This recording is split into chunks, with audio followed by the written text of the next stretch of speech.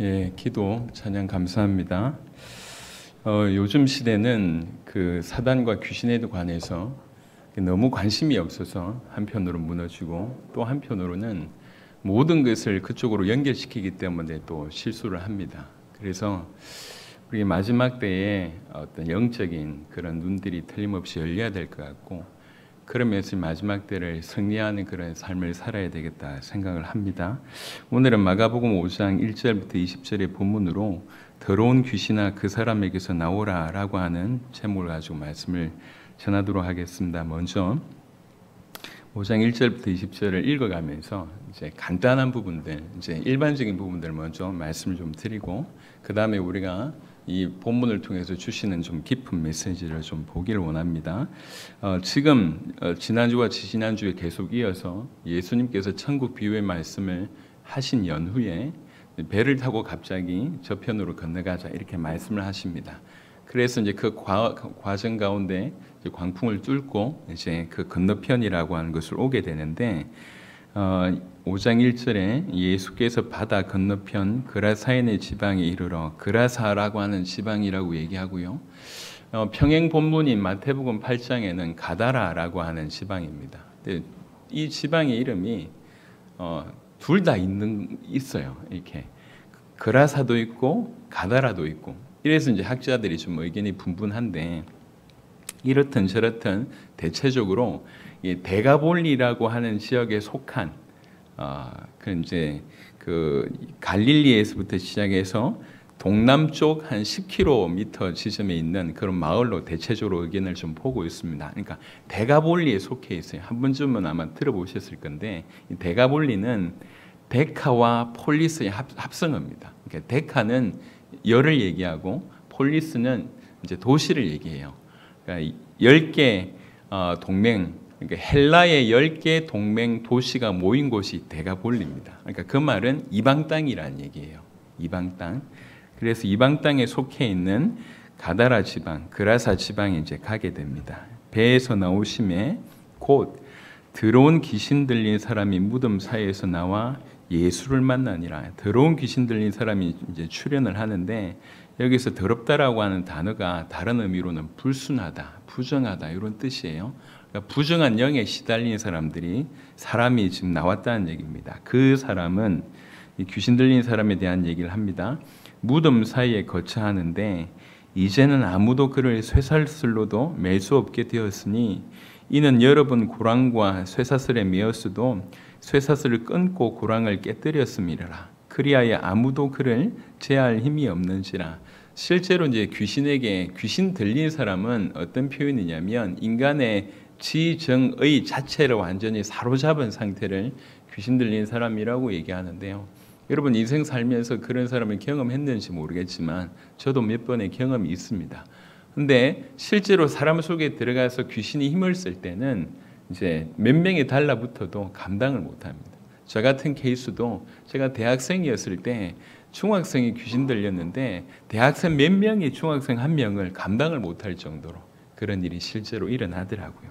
그래서 끊고라고 하는 것은 두 가지 의미가 담겨 있는데, 당기다 그리고 둘, 이런 게 합성어입니다. 끊고라고 하는 단어가. 이게 무슨 말이냐면 잡아 뜯어서 완전히 두 조각 내버렸다 이 얘기예요. 그 정도로 힘이 세다는 얘기고요.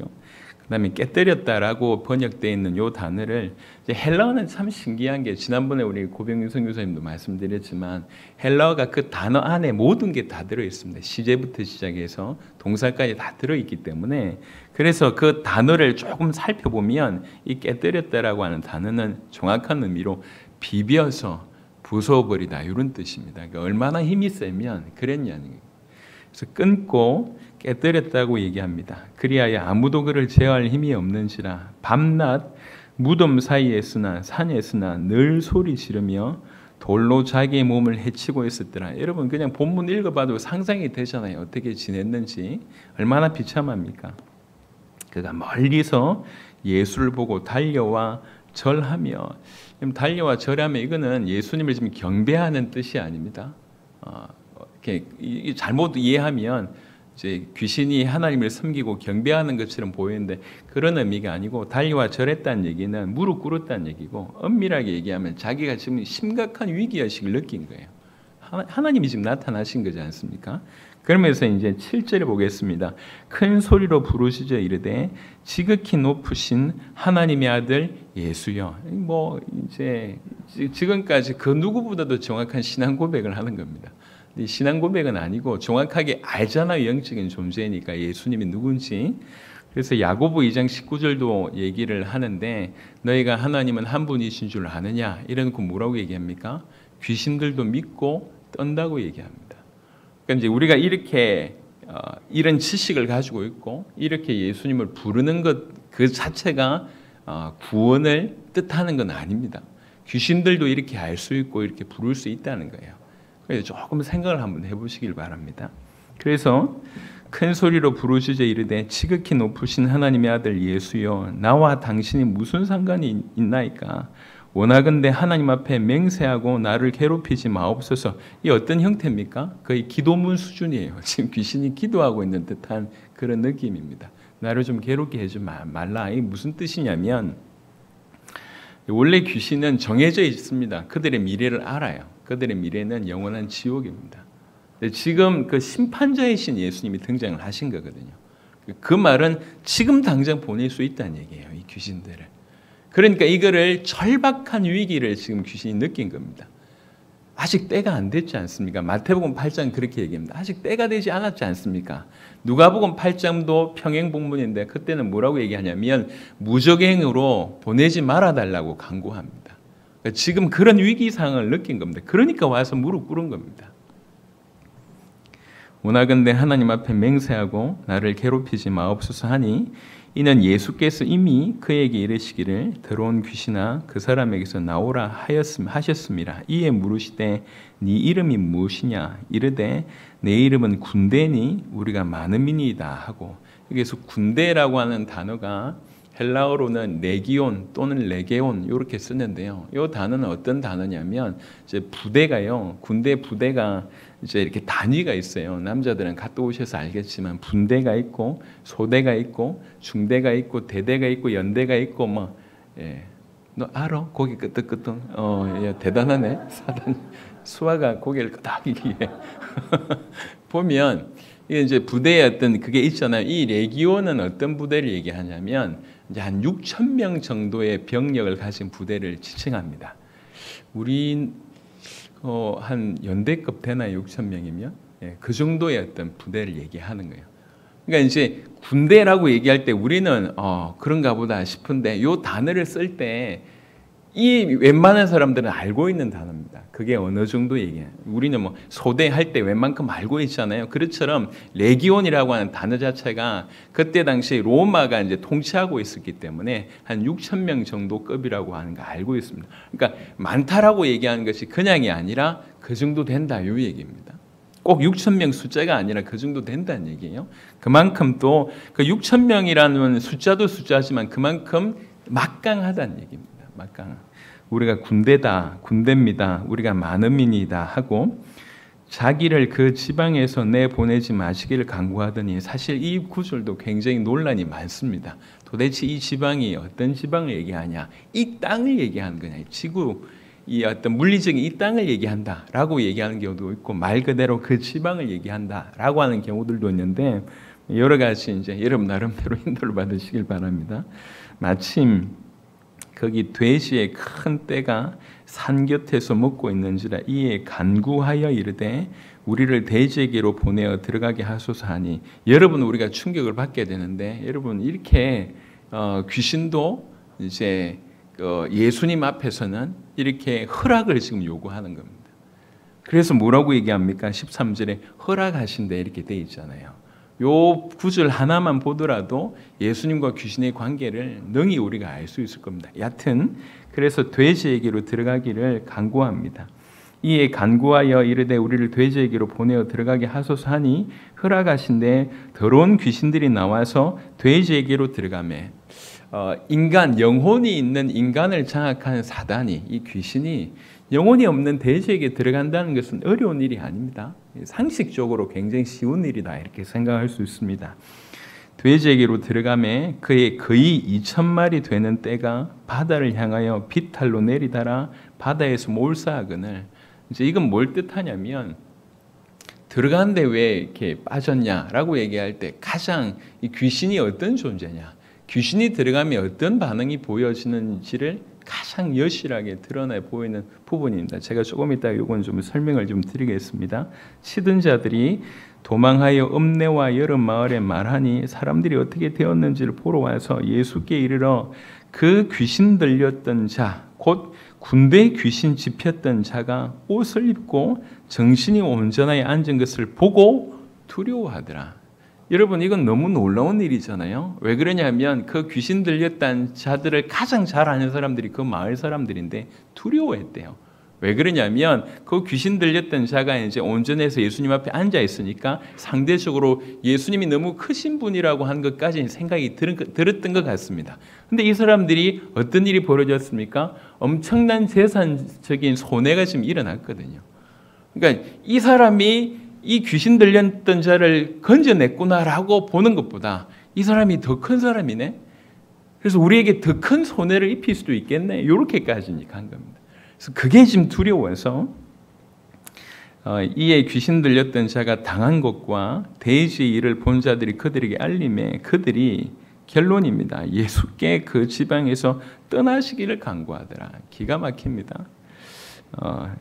말이 건질건질하지만 조금 이따 또 말씀을 드리겠습니다. 예수께서 배에 오르실 때에 귀신 들렸던 사람이 함께 있기를 간구하였으나 허락하지 아니하시고 그에게 이르시되 집으로 돌아가 주께서 너에게 어떻게 큰 일을 행하사 너를 불쌍히 여기신 것을 네 가족에게 알리라 하시니 그가 가서 예수께서 자기에게 어떻게 큰 일을 행하셨는지를 데가볼리에 전파하니 모든 사람이 놀랍게 여기더라. 아멘.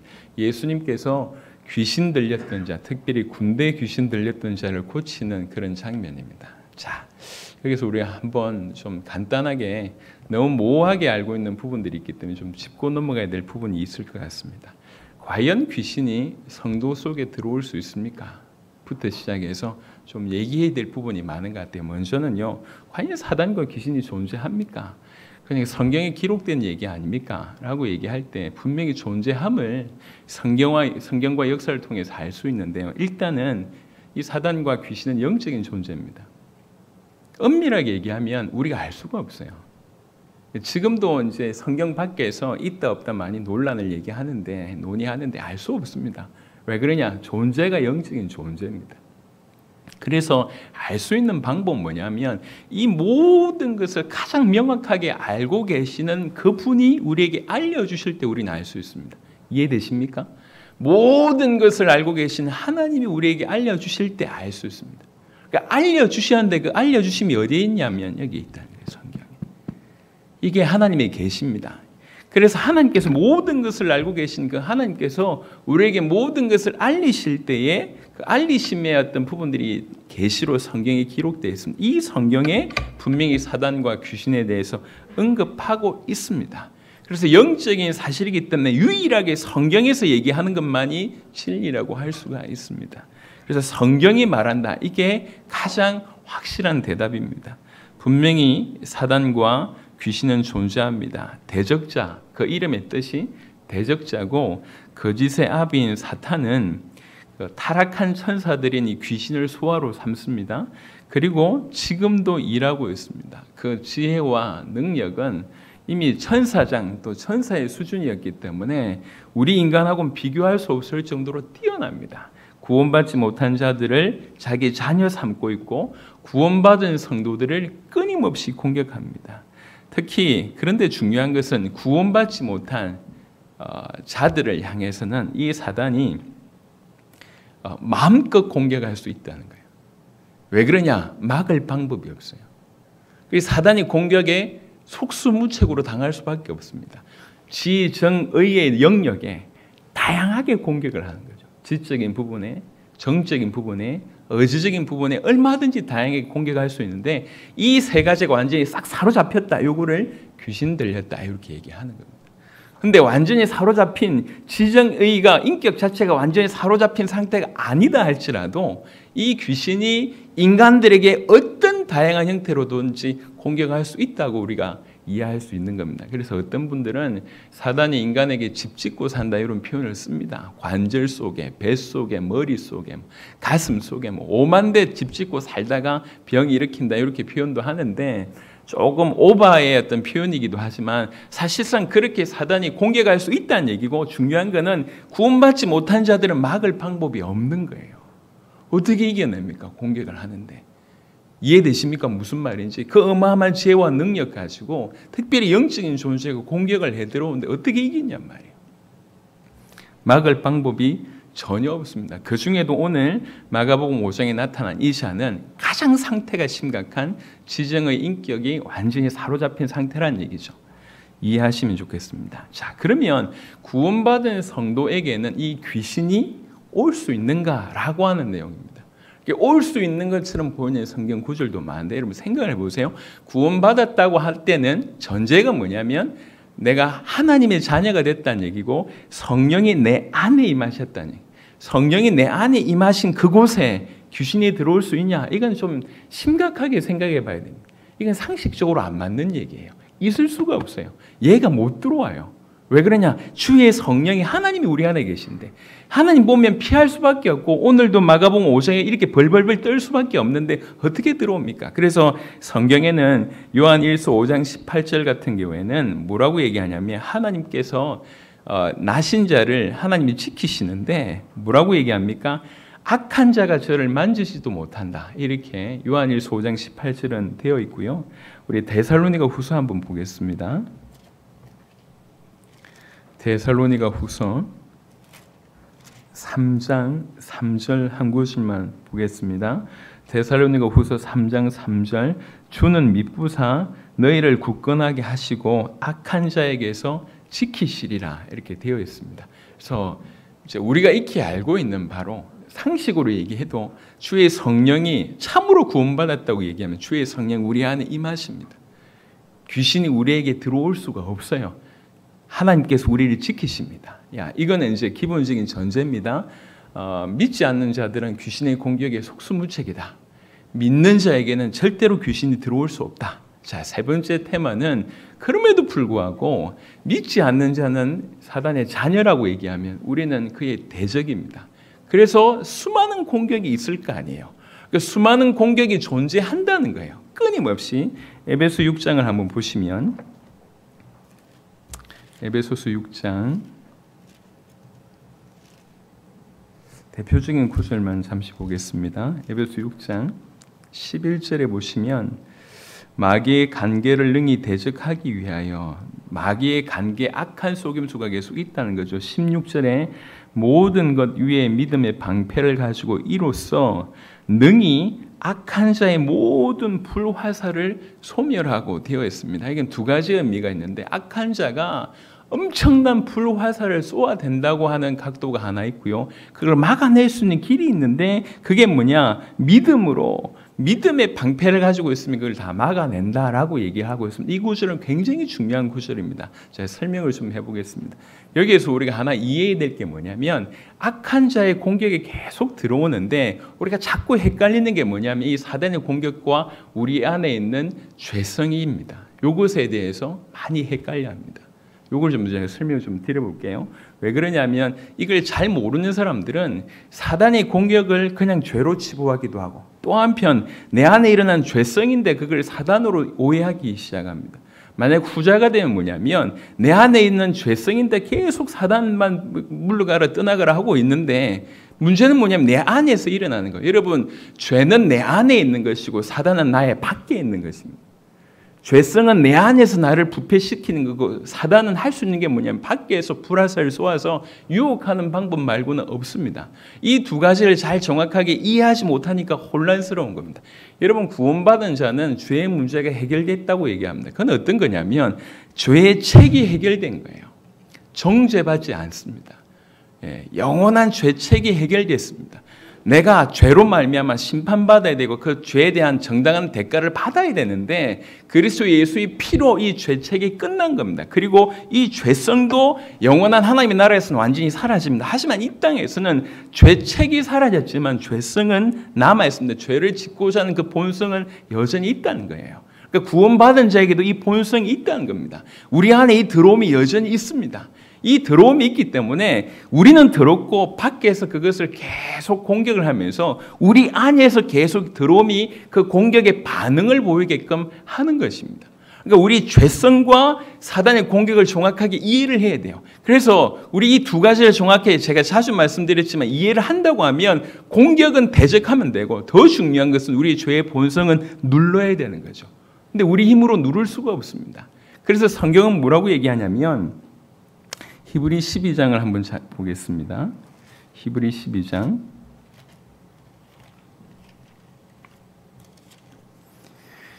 히브리 12장 4절 보시면 히브리 12장 4절에 너희가 죄와 싸우되 아직 피 흘리기까지는 대항하지 아니하고 구원받은 자에게 지금 얘기하는 겁니다.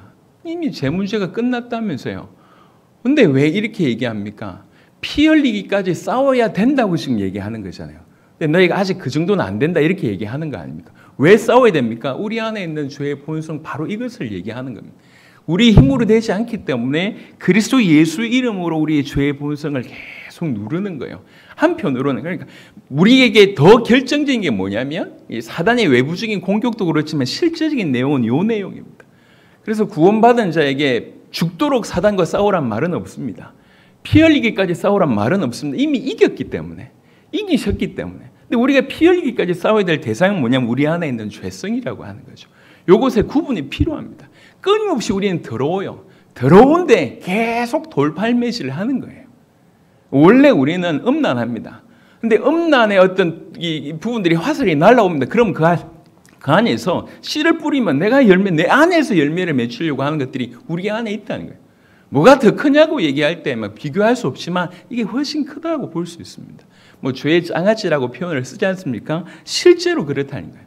그러니까 우리가 이걸 구분하지 못하면 내 안에서 일어난 이런 것들을 잘 보지 못하면 계속 사단을 대적하지만 항상 넘어지는 성장이 없는 상태가 되는 겁니다. 수십 년을 사단을 대적해도 늘 그 정도 상태가 되는 거예요. 또 한편으로는 이 사단의 공격을 무시하기 시작하면 우린 영적으로 당할 수밖에 없습니다.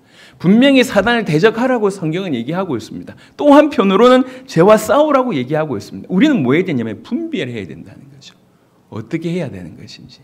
그래서 대적하는 부분들과 싸우는 부분이 이렇게 구체적으로 나와 있는데 조금 구체적으로 좀 설명을 좀 드려보면 고린도후서 2장을 한번 보겠습니다.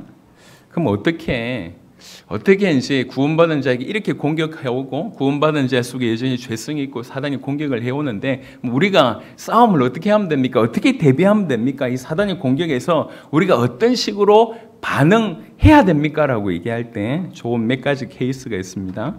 고린도후서 2장을 보시면 2장 1절부터 내용이 쭉 있는데요.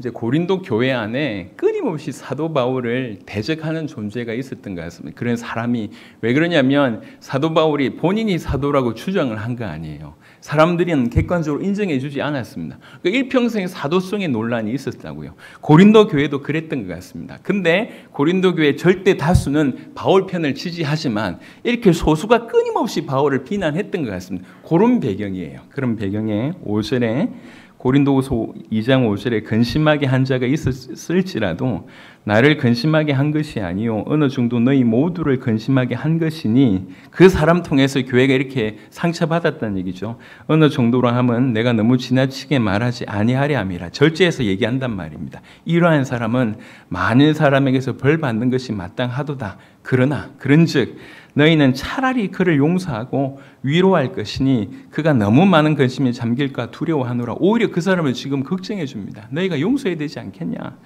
너희가 범사에 순종하는지 그 증거를 알고자 하여 내가 이것을 너희에게 썼노라. 너희가 무슨 일이든지 누구를 용서하면 나도 그리하고 내가 만일 용서한 일이 있으면 용서한 그것은 너희를 위하여 그리스도 앞에서 한 것이니. 이러면서 결론 내기를 이는 우리로 사탄에게 속지 않게 하려 함이라 라고 얘기합니다. 지금 뭔가 많은 일들이 벌어집니다. 근데 이걸 통해서 사단이 끊임없이 우리를 속인다는 걸 아는 거죠. 그래서 이 사단을 뭘로 이겨야 되냐라고 얘기할 때 사랑해라, 용서해라. 그게 이기는 길이다. 이렇게 얘기하는 겁니다. 무슨 말인지 이해하시겠습니까? 구원받은 우리가 이게 사단이 공격이라고 인식하고 해야 될 건 뭐냐면 사랑하지 못하게 만들고 용서하지 못하게 만드는 그것에 우리가 대적해서 사랑하고 용서하는 것이 이기는 길이다. 이렇게 얘기하는 거예요. 에베소 4장을 한번 보겠습니다. 에베소 4장 25절부터 27절. 에베소 4장 25절부터 27절. 그런즉 거짓을 버리고 각각 그 이웃과 더불어 참된 것을 말하라. 이는 우리가 서로 지체가 됨이라. 분을 내어도 죄를 짓지 말며 화가 난다 할지라도 죄 짓지 말고 해가 지도록 분을 품지 말라. 그러면서 뭐라고 얘기합니까? 마귀에게 틈 주지 마라. 이렇게 얘기합니다. 이렇게 하는 것이 마귀에게 틈 주는 것이다. 틈 주지 말고 이길 수 있는 방법이 뭐냐? 이거다. 이렇게 얘기하는 겁니다. 우리가 기도하면서 사단의 존재를 인지하고 대적하는 것이 나쁜 게 아닙니다. 필요합니다. 하지만 진짜의 싸움은 뭐냐면 사단의 틈이 이쪽으로 오는 걸 우리가 알고 있죠. 우리의 죄성이라는 거죠. 이걸 그리스도 예수 이름으로 넘어서는 것이 더 큰 영적인 싸움임을 얘기하고 있습니다. 또 한 구절 보겠습니다. 에베소 6장 우리 잘 아는 말씀인데요. 에베소 6장 10절부터 12절에 끝으로 너희가 주 안에서와 그 힘의 능력으로 강건하여지고 마귀의 관계를 능히 대적하기 위하여 하나님의 전신갑주를 입어라. 하나님의 전신갑주를 입어라라고 얘기하면서 마귀를 대적하기 위해서 하나님의 전신갑주 입으라고 얘기하면서 그 하나님의 전신갑주의 내용을 우리가 알고 있습니다. 철저하게 처음부터 끝까지 뭘 얘기합니까? 그리스도 예수의 복음으로 무장할 것을 얘기합니다. 그 그리스도 예수의 복음으로 무장하는 것이 마귀의 계계를 이기는 길이라는 것이죠. 이기는 길입니다. 그래서 우리가 믿음을 가지고 있는 그 자체, 그리스도 예수의 믿음을 가지고 있는 자체가 사단을 대적하는 것입니다. 결정적으로 우리 베드로전서 5장을 한번 보겠습니다.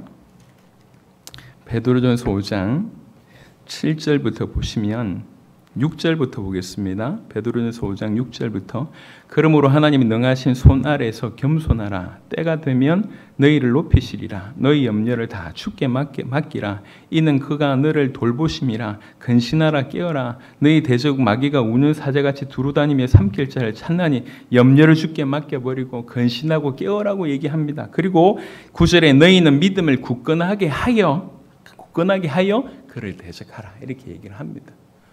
대적하라고 성경은 얘기하고 있습니다. 근데 그 대적하는 최고의 방법이 뭐냐? 이 얘기예요.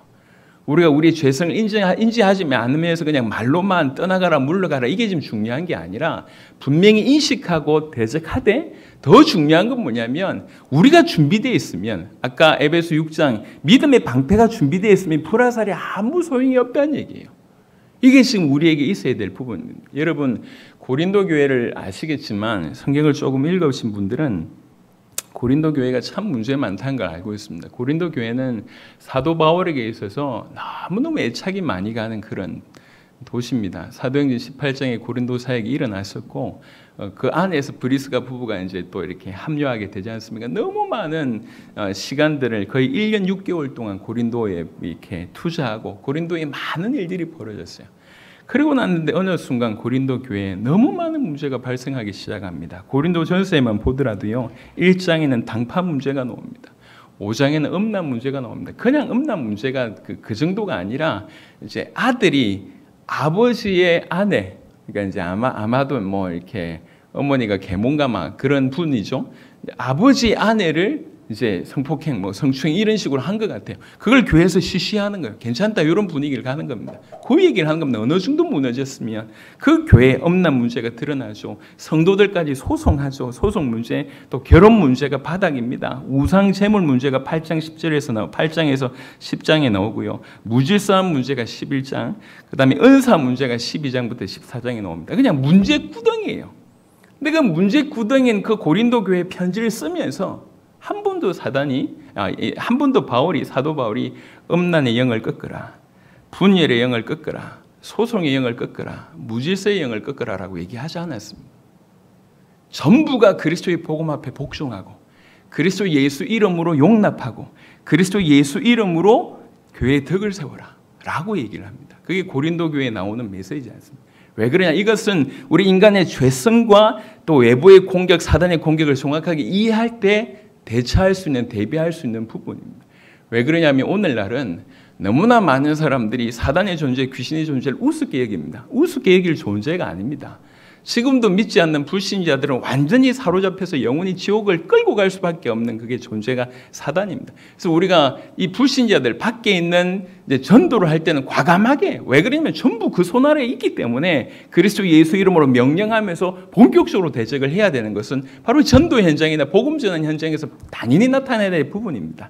사도행전 16장에 우리가 익히 알고 있는 사도 바울이 귀신 들린 여종을 치유하는 그런 장면이 거기에 나오잖아요.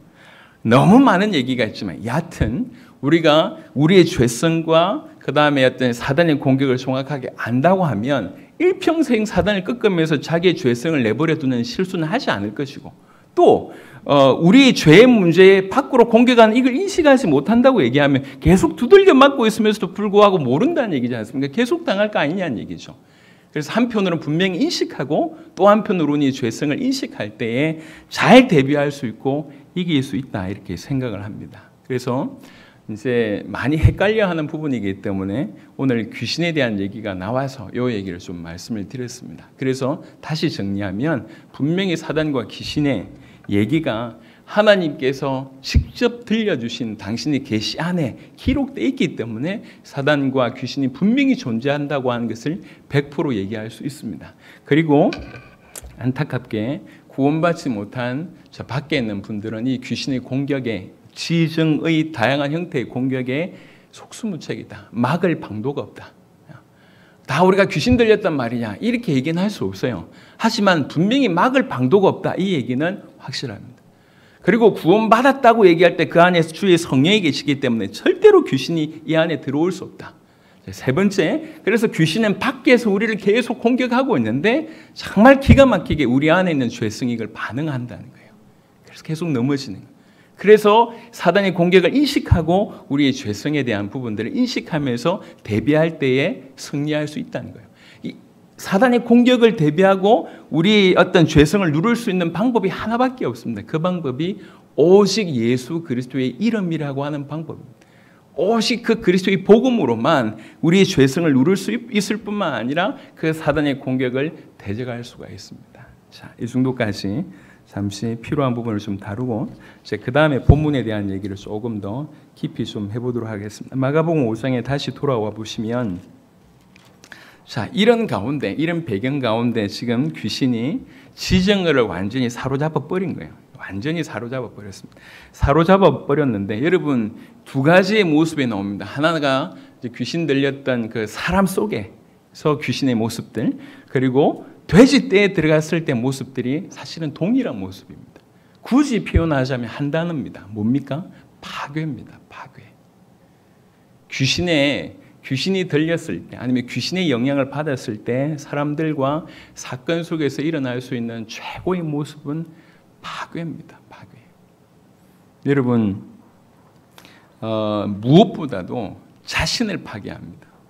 아까 이제 귀신 들리는 사람의 모습을 보면 알지 않습니까? 자기 몸을 해하고 무덤 속에 거하고 옷을 입지 않고 고래고래 과음 지르고 이게 자신을 파괴하고 돼지조차도 자기를 죽이지 않습니까? 이게 귀신의 가장 강력한 무기가 파괴하는 건데 자기를 파괴하는 거예요. 여러분 이게 우리 외부에 있지만 외부에서도 이런 공격이 들어올 수가 있습니다. 우리를 파괴하고자 하는 공격이 원래 네가 그런 놈 아니냐 들어올 수 있습니다. 여러분 자신을 파괴하고자 하는 그 모든 부분들은 우리의 죄성의 반응이기도 하지만 외부의 사단의 공격임을 인지하시길 바라고 절대로 그 부분에는 단호하게 저항하시길 바랍니다. 어떤 형태로든지 여러분 자신을 무너뜨리는, 여러분 자신을 파괴하게 만드는 모든 부분에 주저앉게 만드는 그 부분들은 분명히 귀신의 공격이 있다고 우리가 인정해야 될 것입니다. 또 하나는 자신의 파괴뿐만 아니라 사회를 파괴하고 자연을 파괴하는 것이 사단, 특별히 귀신의 역할들입니다. 그런데 그냥 파괴 정도가 아니라 감당할 수 없을 정도로 파괴를 합니다. 그래서 이제 오늘날 시대도 보면 교회 안에도 이제 성도들이 그렇게 오랫동안 훈련받았더라도 이게 자존심 상하면 아무것도 안 보이는 이런 분들이 계세요. 그냥 뭐 복음이고 뭐고 자존심이 그냥 높은 거예요. 그리고 뭐 문제 없을 때는 잘 살다가 조금만 문제 일어나면 정신이 없습니다. 힘든 것도 힘든 거지만 자꾸 자기를 파괴합니다. 주의를 파괴합니다. 교회를 파괴하려고 합니다. 왜? 틈을 타서 이 틈을 타서 공격을 하는 겁니다. 분을 내지 마라 그랬고 분을 내더라도 죄 짓지 말라고 했는데 이게 틈인 거죠. 계속 공격해 들어온 겁니다. 조금 열어줬는데 불화살을 계속 그쪽으로 쏘는 겁니다. 계속 불 붙을 거 아닙니까? 여러분 어떤 형태로든지 여러분 자신을 파괴하고 그 다음에 여러분의 모임과 교회를 파괴하는 그 모든 것 배경에는 사단의 공격이 있음을 인지하시길 바랍니다. 과감하게 그리스도 예수 이름으로 대적하고 그것에 반응 보이는 여러분 자신의 어떤 죄성이 그리스도 예수 앞에 무릎 꿇을 수 있도록 해야 됩니다. 이 부분은 굉장히 단호하게 하셔야 됩니다. 단호하게 그리스도 예수 이름으로 저항해야 됩니다. 사람이 남의 얘기할 때는 힘납니다. 그게 우리 죄성이에요. 근데 여기 막 불을 붙여주는 거지. 누가 너 안 좋다고 얘기하더라. 이상하게 생겼다고 얘기하더라.부터 시작해서 누가 그랬다더라. 너한테 욕했다더라. 이런 얘기 들리면 안 그래도 우리 죄성이 그런 죄성인데 이런 얘기 들리지 않습니까? 뭐 속된 말로 뭐 뚜껑이 열린다고 무슨 뚜껑인지 모르겠는데 뚜껑이 열린다고 얘기하고 뭔가 막 정신을 못 차리는 거예요. 이게. 왜 그러냐? 원래 그런 죄성을 가지고 있는데 기가 막힌 타임에 들어오는 거예요. 예. 표적을 맞추는데 백발백중입니다. 그 틈 아주 조그만 틈에 정확하게 쏘아버립니다. 그러니까 기다렸다는 듯이 우리는 또 반응을 보이는 거예요. 여러분 분명한 것은 귀신은 파괴를 일삼습니다. 귀신의 최후 목적이 파괴라고 하는 것을 우리가 오늘 이 본문을 통해서 명확하게 보게 됐습니다. 여러분 성질대로 사시지 마시고 복음으로 사시길 바랍니다. 그 죄성에 대한 부분들을 정말 명확하게 인식할 뿐만 아니라 사단의 공격, 귀신의 공격을 정확하게 인지하시길 바랍니다. 조금 크게 좀 보면요, 또 약간 좀 다른 각도로 미쳐서 발악하고 지금 비정상적으로 죽음을 향해서 달려가는 것이 지금 돼지떼의 모습이지 않습니까? 돼지떼에 귀신이 들어가기 때문에 그런 일이 벌어졌지 않습니까? 그래서 조금 세상을 좀 크게 보면요. 한 사람에게 귀신이 들렸다 안 들렸다 이걸 떠나서 세상을 조금 크게 보면 세상 속에 지금 귀신이 활동하고 있습니까? 활동하고 있습니다. 장악됐다고 볼 수 있습니까? 예, 비교적 그런 모습인 것 같습니다. 그래서 지금 죽을 줄 알면서도 불구하고 막 정말 정신없이 달려가는 모습처럼 이 사회가 지금 그런 모습을 가고 있지 않습니까? 이해가 안 되는 일들이 막 벌어지고 있잖아요. 제가 어제 영상은 차마 하나의 영상은 제가 못 올렸습니다. 너무 놀라실 분이 계실 것 같아서. 탈레반이 이제 사람을 이렇게 처형하는 장면이 고스란히 담겨 있는 영상인데 너무 기가 막혀요. 탈레반이 아프가니스탄을 장악하고 나서 이렇게 어제 말씀드렸지 않습니까? 선교사님의 어떤 보고를 보니까 그냥 말씀하면서도 울컥울컥 하시잖아요. 얼마나 많은 사람들이 처형당하고 여자들이 성폭행을 당하고 성노예가 되고 어린아이들이 이렇게 그 목숨 부지하기 힘이 들고 그래서 들판으로 도망가는데 그들을 지켜달라고 기도를 부탁을 드립니다. 어떻게 인간이 저럴 수 있을까 싶습니다. 그런데 그들만 그러냐? 아닙니다. 아주 교양 있게 보이지만 실제로 그 마음의 상태가 사실은 다 똑같습니다. 안 그렇습니까? 우리가 지금 밖으로 칼을 들이내밀지 않아서 그렇지 우리 마음속에다 칼을 품고 있잖아요. 다 뭔가 이게 정상이 아닌데 하면서 가고 있지 않습니까? 어떤 분들이 사업하시는 분들이 그렇게 얘기하더라고요. 우리나라에서 정상적으로 성공하려면 이게 불법을 안 지르는 사람 없다고 이렇게 얘기합니다. 이게 참 기가 막히죠. 어쩌다 일이 됐습니까? 우리 사회만 그러냔 말이에요. 비열하게 돈을 위해서 이렇게 남을 짓밟고 하는 것이 이제 상식이 되고 그래야지 올라갑니다. 이게 뭔가 정상이 아닌 걸 아는데 비정상인 걸 알면도 불구하고 그냥 서로 죽자고 지금 가는 거예요. IT에 관한 얘기를 들었습니다. IT가요, 지진이 많이 났잖아요. 그래가지고 엄청나게 전 세계에서 구호 물품을 보내요. 구호 물품을 보냈는데 엄청난 돈이 흘러 들어갔는데 어디로 갔는지 몰라요. 어디로 갔는지. 그 정치하는 놈들 그 안에 엄청난 갱들이 또 해가지고요. 구호 물자 차가 가고 있는데 그것을 탈취해요. 그리고 구호물자가 갔는데도 주민들도 그냥 이렇게 순서대로 받으면 될 거 아닙니까? 다 덤벼들어서 서로 싸우고 길이 없대요.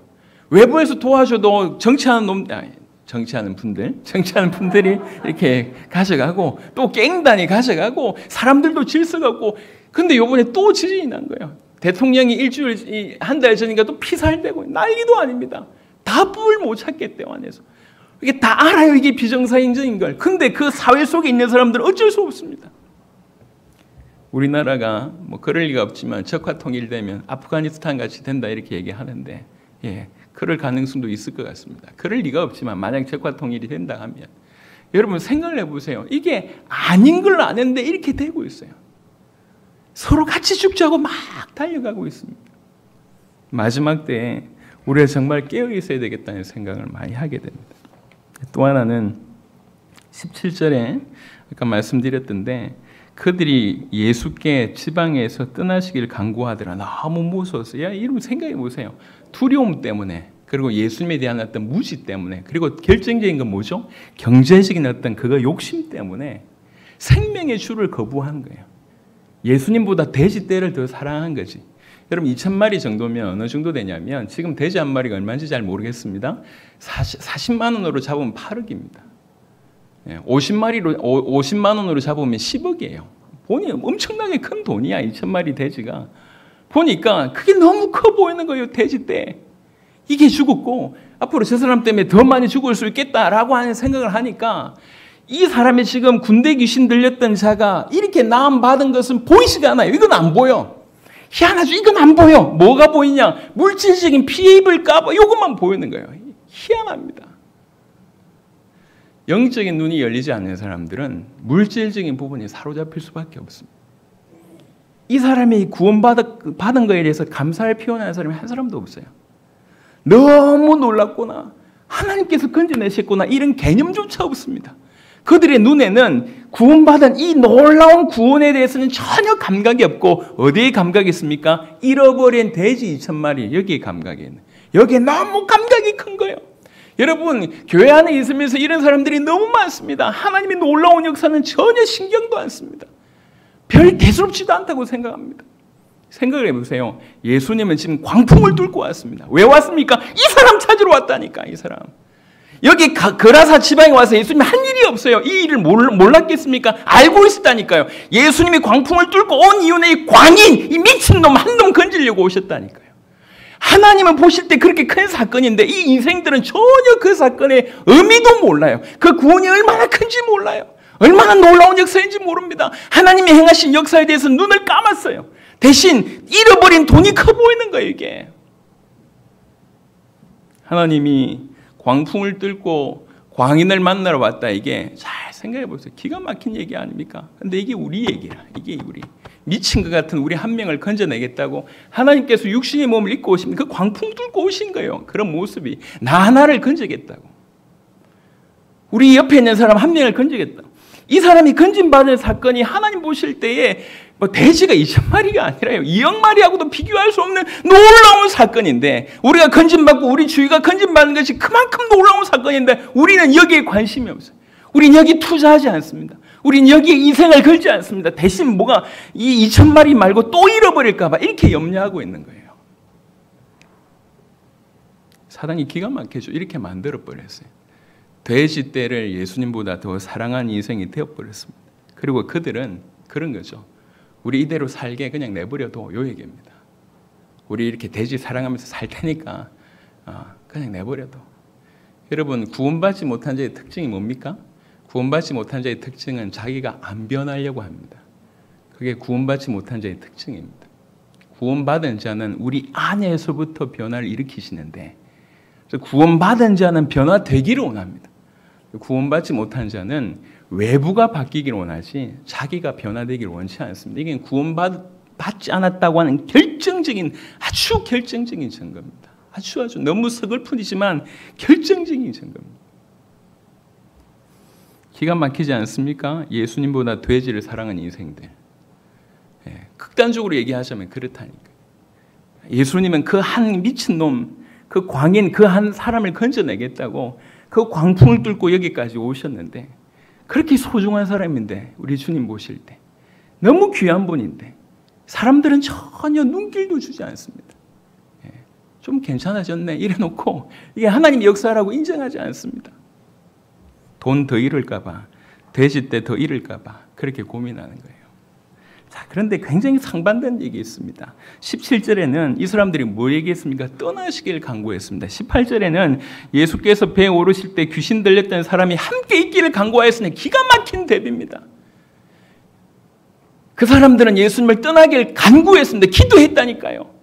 그런데 이 사람은 뭐라고 얘기합니까? 귀신 들렸던 사람은 함께 있기를 간구했습니다. 둘 다 오늘날로 얘기하면 똑같은 기도입니다. 한 사람은 자기가 안 바뀌기를 원하고 외부가 바뀌기를 간구하고, 한 사람은 자기가 바뀌기를 간구합니다.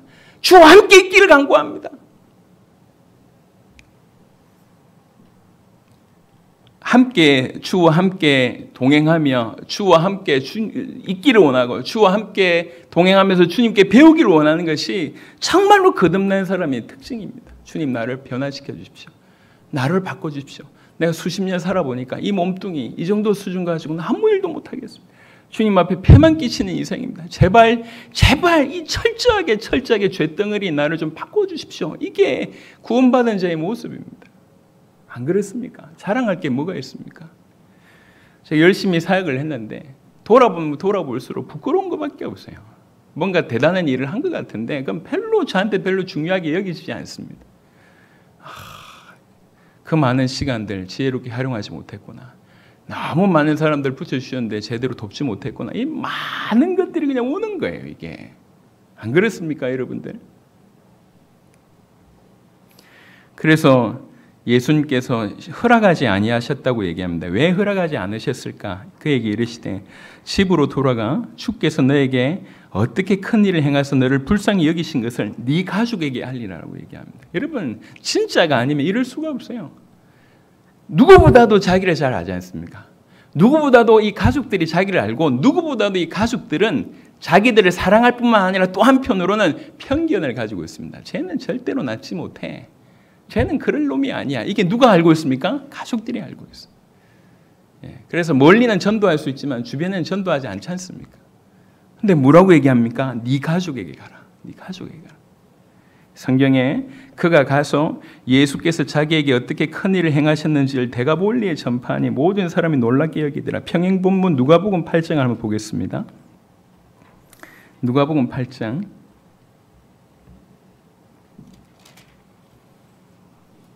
39절에 보겠습니다. 누가복음 8장 39절에 집으로 돌아가 하나님이 너에게 어떻게 큰 일을 행하셨는지를 말하라 하시니 그가 가서 예수께서 자기에게 어떻게 큰 일을 행하셨는지를 온 성내에 전파하니라. 가만히 있을 수가 없는 거죠. 온 성내에, 그러니까 본인이 거주하는 온 성내뿐만 아니라 아까 얘기했듯이 데가볼리 10개의 그 동맹 도시들 전체를 살려내는 일을 합니다.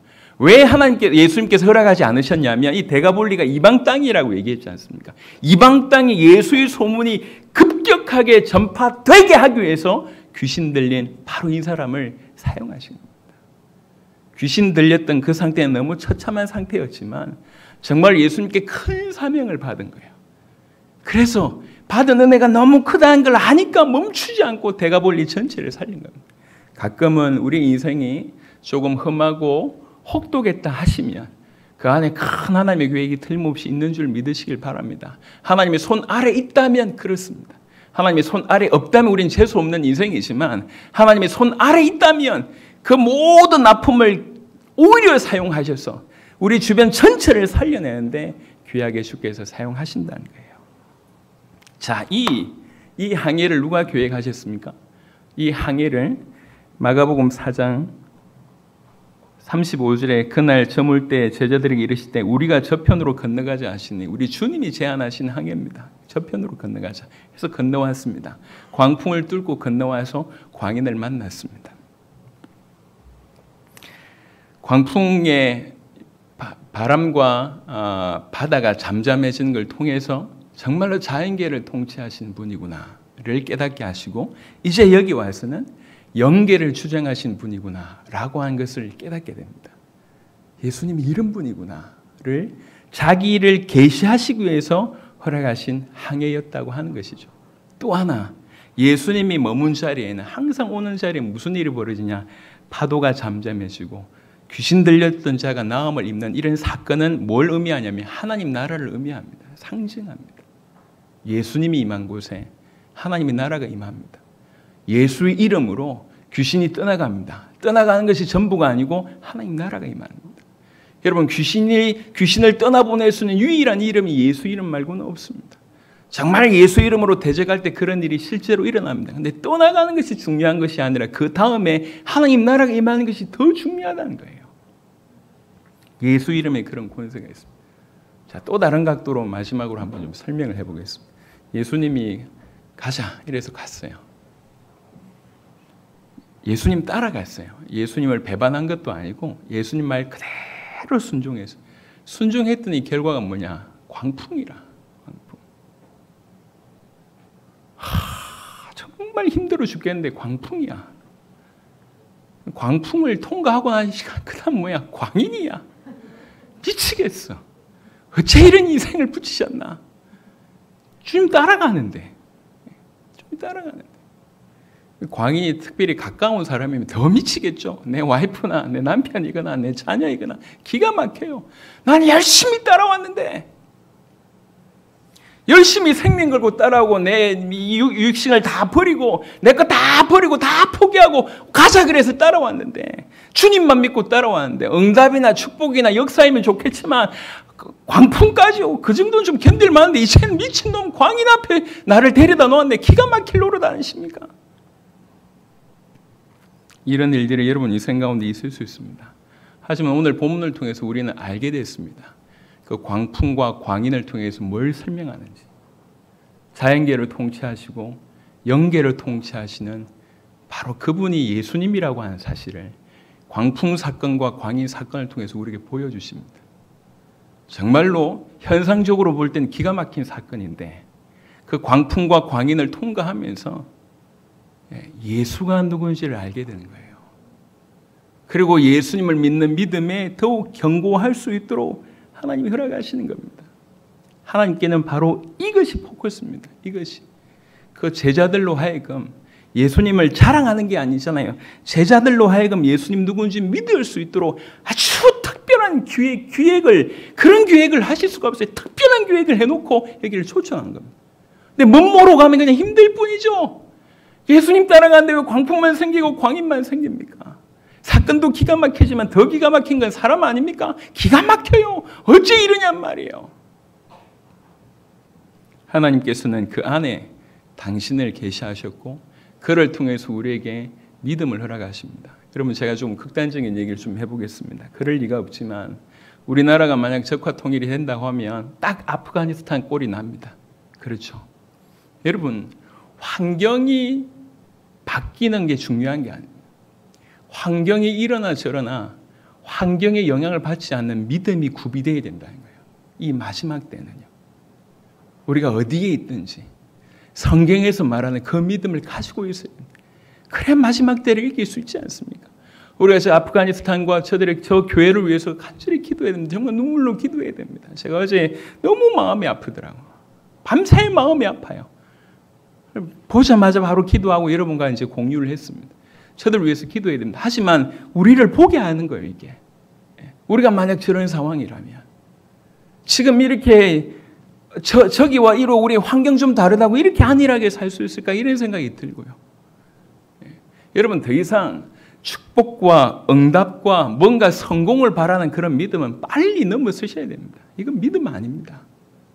환경과 상관없는 어떠한 상황에서도 그분을 믿는, 풍랑이 치고 죽을 수밖에 없는 그 환경에서도 그분을 보고 이렇게 자기 눈앞에 거의 미쳐가지고 감당할 수 없는 이 광인이 가까이 와도 그분만 보고, 바로 그 믿음을 우리 주님이 원하십니다. 흔들리지 않는 모습. 우리 주님은 지금도 우리에게 이 항해를 제안하십니다. 우리 주님은 지금도 우리에게 이 믿음이 우리에게 있어야 될 것을 아십니다. 그래서 끌고 가시는 거예요. 그냥 예수 믿으면 아무 문제 없이 만사형통되면 얼마나 좋겠습니까? 근데 만사형통되면 물질적으로 육신적으로 평안할 건데 믿음은 절대로 성장하지 않습니다. 그 정도에 그칩니다. 그 정도에. 훈련이라고 하는 부분들은 그래서 중요한 것 같아요. 그래도 남자들이요, 뭐 특별한 케이스를 빼고 그래도 남자들이 군대를 좀 갔다 오면 낫습니다. 왜 그러냐? 군대에서는 인간 취급 안 해주거든요. 지금은 좀 다른 것 같아요. 너무 많은 자기가 경험해보지 못한 곳에 그냥 들어가 있어야 돼요. 그러면서 그 규칙적인 생활을 해야 됩니다. 정말 말도 안 되는 취급을 받습니다. 또 나중엔 그런 위치까지 올라가 봅니다. 짧은 시간, 2, 3년의 시간을 통과하면서 뭔가 이전과는 완전히 다른 그런 사람으로 나오게 되는 겁니다. 지금은 어떤지 모르겠습니다만 그렇습니다. 제 이제는. 여러분, 훈련이라고 하는 의미가 우리 인생사 가운데서도 유효한 부분이지 않습니까? 마지막 때를 이기고 마지막 때 전 세계를 살리게 하기 위해서 특별히 이 교회에 우리 세대 세계복음을 감당하기 위한 이 교회에 하나님께서 큰 계획이 있는 줄 믿습니다. 그래서 이런 항해를 주님께서 계획하시고 초청하셔서 때로는 광풍으로 때로는 광인을 통해서 궁극적으로 예수님이 누군지 알기를 원하시고 그분을 진실로 환경과 상관없이 그분을 믿을 수 있도록 하시는 것 같습니다. 이런 것들이 쌓여져 갔을 때 드디어 성령이 임하고 난 이후에는 정말 한 명도 외에 없이